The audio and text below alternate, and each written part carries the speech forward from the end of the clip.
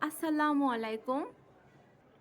Turning point YouTube চ্যানেলে আপনাদের স্বাগতম।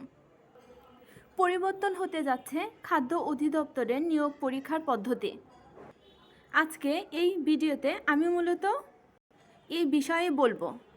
যদি আমার ভিডিওটা আপনাদের ভালো লাগে তাহলে অবশ্যই আমার ভিডিওতে লাইক দিয়ে আমার চ্যানেলটা সাবস্ক্রাইব করবেন। বিগত বছরগুলোতে খাদ্য অধিদপ্তরের নিয়োগ পরীক্ষা সাধারণত এমসিকিউ এবং তারপর ভাইভা পরীক্ষা অনুষ্ঠিত হয়েছে। এই দুই পরীক্ষার নম্বর যোগ করেই মেধা তালিকা তৈরি করা হয়েছে, কিন্তু এই বছর পরীক্ষা পদ্ধতি হয়তো পাল্টে যাবে। আমরা যতদূর জানতে পারলাম, এইবার পরীক্ষা হবে প্রথমে এমসিকিউ, তারপর লিখিত। কোনো কোনো পদের জন্য কম্পিউটার ব্যবহারিক পরীক্ষা হবে এবং তারপর মৌখিক পরীক্ষা অনুষ্ঠিত হবে।